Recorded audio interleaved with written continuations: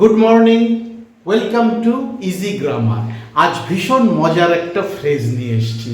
এই যে আমরা হোটেলে খাই, বন্ধু বান্ধবদের সাথে রেস্টুরেন্টে বসে টুকটাক খাওয়া দাওয়া করি, স্ন্যাক্স বা কফি খাই, তার যে দামটা মিটিয়ে দেওয়া, খাবার জিনিসের দাম মিটিয়ে দেওয়া, দাম দেওয়া, এটা বোঝাতেও কিন্তু ইংরেজিতে একটা সুন্দর ফ্রেজ ব্যবহার করা হয়, যেটা ভীষণ মজার এবং ভীষণ জনপ্রিয়। আর সেই ফ্রেজটা হচ্ছে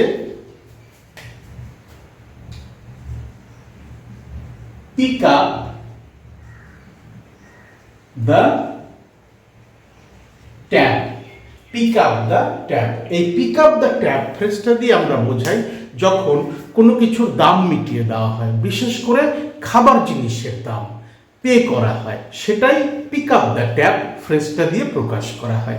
pick up the tab ফ্রেজের পিক যে ওয়ার্ডটা, সেটা ভাগ বাক্যের টেন্সের সাথে সাথে এই পিক ওয়ার্ডেরও কিন্তু টেন্সের পরিবর্তন করতে হবে। তো চলো বোর্ডে লেখা বাংলা বাক্যগুলো একটু পড়ে নেই, তারপরে দেখি কিভাবে আমরা পিক আপ দ্য ট্যাব দিয়ে এই বাক্যগুলো ইংরেজিতে বলতে বা লিখতে পারি। এই স্ন্যাক্সের দাম কে মেটাবে? চিন্তা করো না, ডিনারে যা খরচ হবে আমি মিটিয়ে দেব।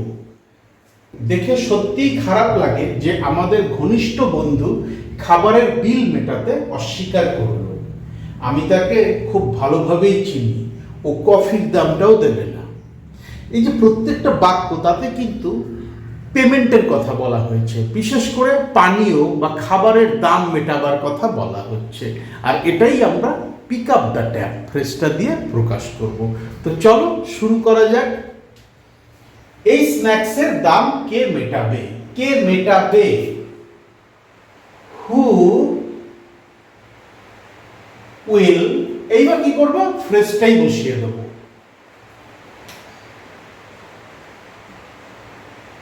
Pick up the tab. কে মেটাবে? দাম। এতটুকু তো হয়ে গেল। কিসের দাম? স্ন্যাক্সের দাম। ফর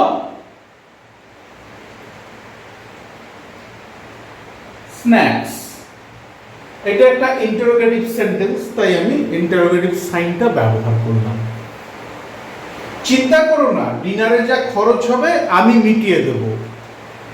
আমি বন্ধু বান্ধবদের চিন্তা করতে বারণ করছি, বলছি চল বাইরে খাওয়া দাওয়া করব, চিন্তা করিস না, যা দাম হবে, যা খরচ হবে সবটাই আমি মিটিয়ে দেবো। খাবারের দাম মেটানোর কথাই বলা হচ্ছে, আর এটাই আমরা পিক আপ দ্য ট্যাব ফ্রেজটা দিয়ে প্রকাশ করব। চিন্তা করো না,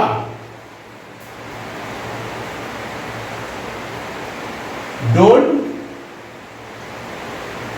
ওয়ারি, আই উইল, এইবার বসবে ফ্রেজটা, মিটিয়ে দেব। Pick up the tab. Don't worry, I will pick up the tab. কিসের দাম মিটিয়ে দেবো? ডিনারের দাম মিটিয়ে দেবো। ডিনারের যা খরচ হবে সেটা মিটিয়ে দেবো। I will pick up the tab for dinner.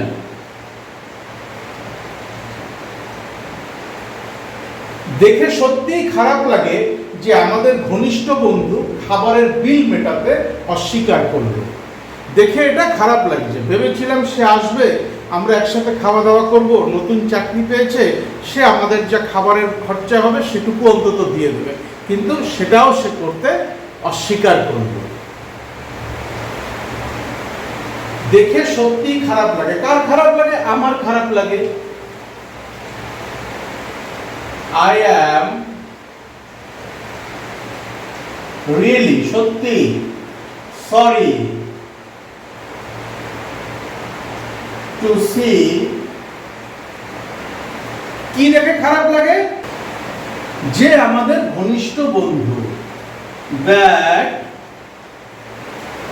our close friend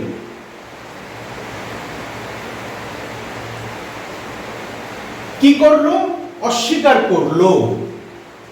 অস্বীকার করে, অস্বীকার করেছে বা অস্বীকার করছে না, অস্বীকার করলো, পাস্ট টেন্স। অস্বীকার করা ইংরেজি ডিনাই। যেহেতু এই স্টেটমেন্টটা আছে পাস্ট টেন্সে, তাই আমাকে ডিনাইকে করে দিতে হবে denied.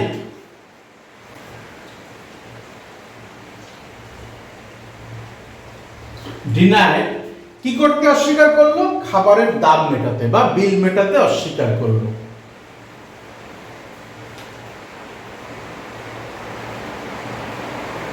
Picking up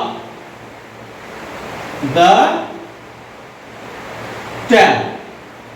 I am really sorry to see that our close friend denied picking up the tab. Picking up the tab ফ্রেজটা দিয়ে আমরা কি প্রকাশ করছি? খাবারের দাম মেটানো, খাবারের যে খরচাটা হয় সেটা মিটিয়ে দেওয়া, এটা বোঝাতেই এই ফ্রেজটা ব্যবহার করা হয়। বাইরে বৃষ্টি হচ্ছে, তোমরা আমার পড়ানোর পাশাপাশি বৃষ্টিরও আওয়াজ ভালোভাবেই পাচ্ছ। আমি তাকে খুব ভালোভাবেই চিনি, ও কফির দামটাও দেবে না।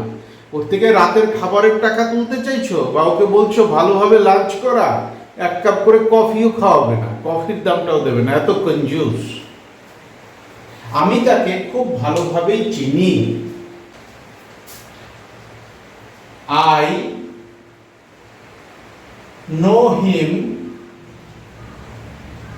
very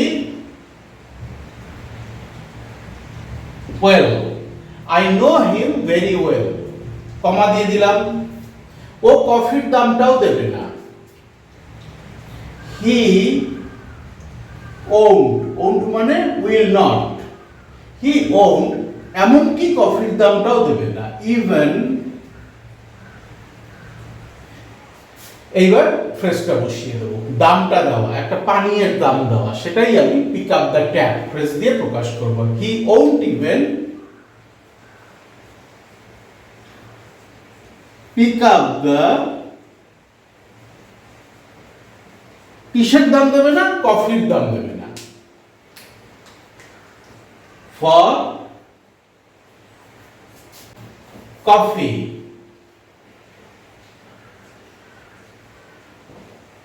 I know him very well. He won't even pick up the tab for coffee. আমি তাকে খুব ভালোভাবেই চিনি, ও কফির দামটাও দেবে না। তাহলে তোমরা বুঝতে পারলে পিক আপ দ্য ট্যাব কখন এই ফ্রেজটা আমরা ব্যবহার করতে পারবো?